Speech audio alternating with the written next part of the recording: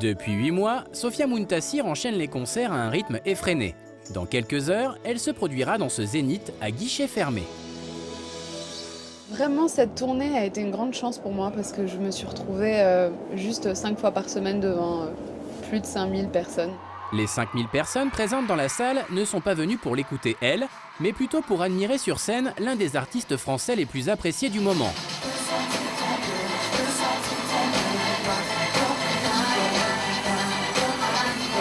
Sofia Muntassir travaille en tant que choriste pour Matt Pokora. Elle se trouve donc sur scène, mais en retrait derrière la star. Être choriste, c'est mettre son talent au service de l'autre. Chanter sur les plus grandes scènes sans jamais être reconnu dans la rue. Un métier ingrat pour certains qui peut devenir un formidable tremplin pour d'autres. Sheryl Crow, Lame ou encore Daniel Balavoine, ils ont tous chanté dans l'ombre de grandes stars avant de connaître le succès par eux-mêmes. Qui sont ces artistes qui acceptent de passer au second plan? Nous avons rencontré 3 d'entre eux. Ils espèrent qu'un jour, la lumière des projecteurs s'arrêtera enfin sur eux. Vitry-sur-Seine, nous sommes chez Eric Bamy. Cet artiste au timbre unique n'est pas devenu choriste par hasard. Toute la musique que j'aime, elle vient de là, elle vient de là. Cette voix vous rappelle sûrement quelqu'un. Normal, pendant plus de 25 ans, ce chanteur a été le choriste attitré d'un monument de la chanson française, Johnny Hallyday, la star aux plus de 100 millions d'albums vendus. Ça, c'est un petit moment de détente avec Johnny. On était, je crois que c'était à l'île Maurice.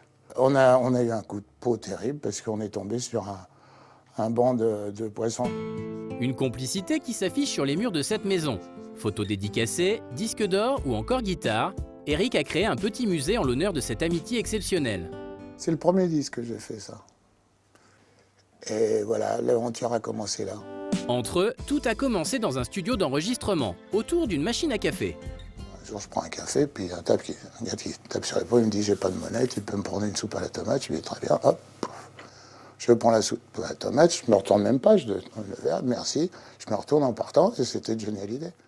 L'histoire aurait pu s'arrêter là, mais Johnny Hallyday répète dans le studio juste à côté de celui d'Eric. En entendant sa voix, il tombe sous le charme. Pendant un quart de siècle, la star et son choriste partageront les plus grandes scènes ensemble.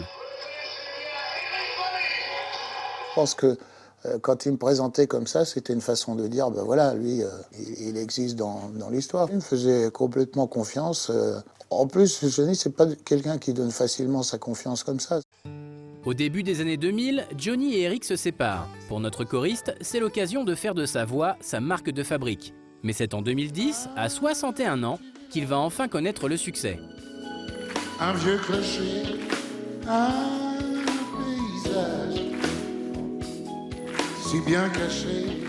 Pendant plusieurs semaines, il participe à l'émission Incroyable Talent et chante seul sur scène devant des millions de téléspectateurs. De mon passé. Malgré un jury sous le charme, Eric échoue en finale, à 2 doigts de son rêve.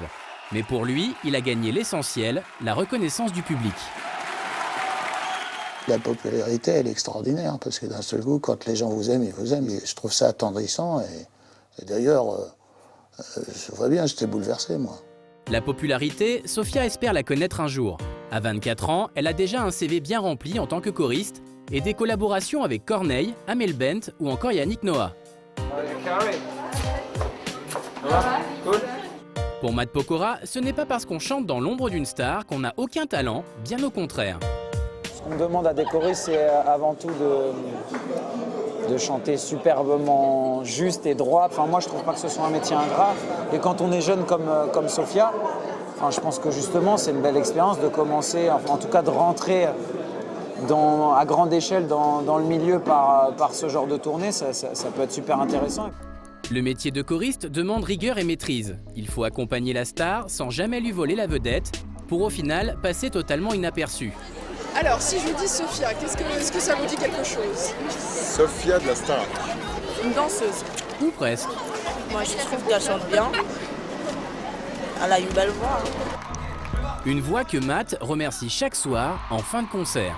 Je vous demande d'accueillir comme il se doit nos 2 charmantes choristes, Anissa et Sofia, s'il vous plaît, faites du bruit.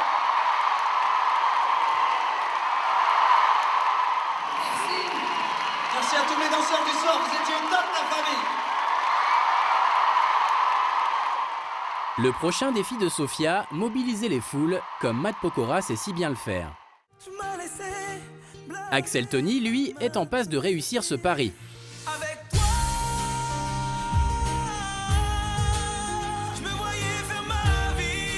Le tube de cet ancien choriste cartonne en ce moment sur les ondes. Pendant plus de 8 ans, il a appris le métier de chanteur dans l'ombre de stars comme Diams ou Christophe Willem. Je le vivais bien parce que je cherchais pas forcément la lumière, donc pour moi c'était pas frustrant. Au contraire, je me disais que j'ai de la chance de partager la scène avec cet artiste-là. Ce changement de carrière, il le doit à une rencontre, celle de son manager. Après 2 ans de travail et 5 singles, tous devenus des tubes, une maison de disques l'a signé en mars dernier pour qu'il réalise son premier album solo. Entre elle et moi, c'est au-delà des mots. C'est eux qui sont venus me solliciter et ça prouve que le travail paye toujours et qu'il ne faut pas abandonner et que tôt ou tard, ton heure viendra. Pour ce premier opus, il a su s'entourer des meilleurs. À ses côtés, on retrouve Scalp, le compositeur qui a collaboré avec Vita, Magic System et Diams. Il n'est pas en concurrence avec qui que ce soit, il a sa couleur, son son. Je pense que l'album qu'on est en train de préparer, pour être modeste, va tout éclater, quoi. Donc ça promet. Quelques jours plus tard, nous retrouvons Axel Tony en pleine promotion dans une radio parisienne. Axel Tony est avec nous ce soir. Le succès de cet ancien choriste surprend tout le monde, même les professionnels. C'est vrai qu'on l'a vu arriver en se disant mais il sort d'où? Parce qu'il est jeune, Axel. Il n'y a pas eu de Starac, il n'y a pas eu de nouvelle star, il sort d'une autre école, c'est l'école du terrain. Le disque d'Axel Tony devrait sortir début 2013. Finalement, de l'ombre à la lumière, il n'y a qu'un pas.